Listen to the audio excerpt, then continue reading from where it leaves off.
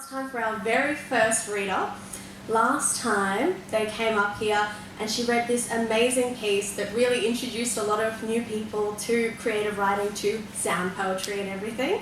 Verity Rose, she, they,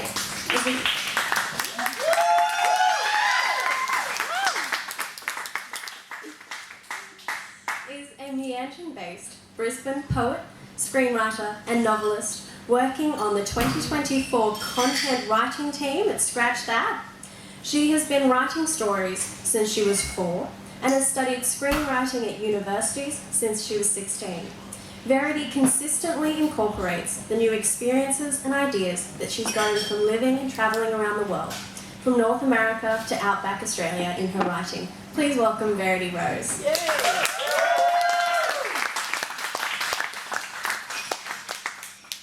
That bio came exactly from ScratchThat, so please submit your writing. We need more people.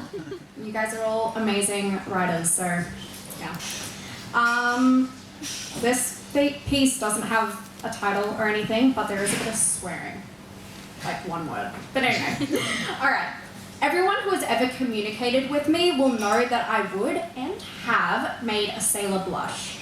Many of you teachers, mentors, parents and friends have told me that this is not a creative use of a word count, and I will attempt to fix this from now on. Thank you for your time. I'm sorry my vocabulary offends you so. I'm disappointed that my choice of words cannot communicate the tone and points of the arguments which I attempt to deliver. I cannot describe in full detail the extent to which you tire me so. Or more accurately, I'm unable to communicate this without my own articulation. When we march on our streets, banging our drums, screaming our words, you say we are as unclean as the words we speak. That our words are hurtful, as if we're meant to politely tell you that you are ruining our lives and killing our futures. As if we are meant to sit down, fuming, holding out inappropriate words because you do not like their sound. You must understand, I began writing words when my classmates were learning their ABCs. When they graduated to writing words of their own, I was writing short stories and scripts. I know words. My parents gave me a dictionary when I was in grade 2, and I read it and circled the words I loved. Words which held power, words that held meaning, words which I knew had to be true because how dare anyone misuse them to lie?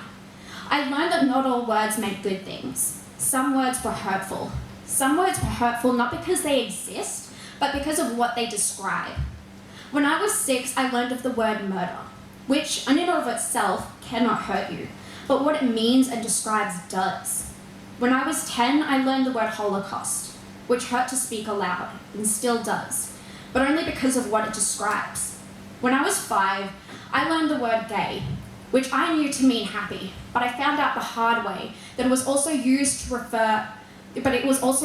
hurt others. And to this day, I often refer to its adjective, rather than the derogatory noun it can be conveyed as, because I am happy and gay with my identity, and I choose to reclaim that slur that you spit in my face. Words are complicated, and I loved that. As I grew older, I was told to avoid certain words. I found that when a word was deemed inappropriate or unladylike, these were the best words to use. They were the best because they held the most power. People would shudder when I used these words. I would get into trouble when I used these words. People would listen when I used these words. My mother once advised me to reserve swears for when you really needed someone to listen, when you needed them to hear you, and you needed them to get emotional. It's much easier to get an emotion out of someone when you use words that, on their own, evoke such emotions. And were always useful and was my personal favourite because it had a certain punch. The carefully articulated consonants really emphasised the anger in which I was feeling when I spoke that word, similar to how German and Klingon sound like such angry languages and why I was tempted to learn them. Words were fun to say, and swears were my personal favourites. It's like when someone tells you not to laugh and then all of a sudden everything becomes hilarious. The words were dripping in a temptation of crisp power, and they should only be used when necessary. I chose to use my swears to reinforce and reiterate my points that I'm particularly passionate about.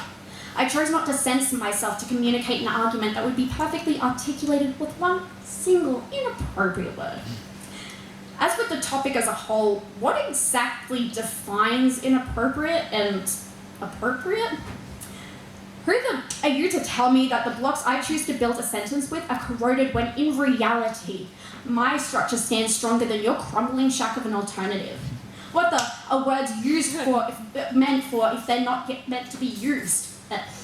Why do we argue all the time that language must evolve when you clap back only to about the very words that once evolved to represent more than what they once were? I may sound, and that's because I am. You steal my words right out of my mouth and tell me that they are rotten. You slap my cheek telling me that they are archaic, that my archaic language is unprofessional in a creative atmosphere, that they simply do not belong. I cannot think of a more creative and flexible word than F-U-C-K. It's a verb, it's a noun, it's an exclamation. According to the Oxford Dictionary, F-U-C-K can be used alone as a noun or verb in various phrases to express annoyance, contempt, or impatience. And that's what I feel towards you. Contempt. According to the Oxford Dictionary, once again, since I seem to have to explain and literally spell out words and their meanings to you because you prefer to censor the vocabulary you surround yourself with, contempt. Noun. The feeling that a person or thing is worthless or beyond consideration. How do you expect me to express how I feel when you take away the words that describe exactly and how I am feeling? You tell me to be more creative with my descriptions, as if describing the word itself packs the same punch. It is the fact that the words I choose are so unattractive and powerfully damaging that I use them so. I went into university to study words and their meanings and how to paint with them, and you burned my artwork saying my words were too colourful. You asked me how to write how I was feeling, and you said I chose the wrong words as if you dictate my soul. You argue that my writing is garbage because my words are below you. You tell me that my words do not deserve praise or honours because they are not academic or literary enough. Yeah. You praise Shakespeare for his genius and invention of words, but hide the swears that the bard invented to accurately describe in his plays. True creativity is not determined by the words someone speaks, but how they use them. My painted language is meant to stand out with its bright vocabulary, not hide in the dark behind polite terminology. I know you're lying when you tell me, back in my day, we didn't use such archaic language. Because most modern swears only became offensive in the 18th century. And judging by how old you and your colleagues are, I can assume you're old enough to remember the days when and made up the everyman's daily vocabulary. Regardless, you cannot seem to comprehend that language is meant to evolve, since you continue to throw horribly outdated slurs like you know them to mean. Are my words actually inappropriate? Or are they just inappropriate because they offend you? Do not tell me to control my inappropriate and archaic language when you cannot fathom changing your despicable and inhumane actions. Do not tell me that other writers and poets do not swear because they have better words to use, when you cannot comprehend their meanings.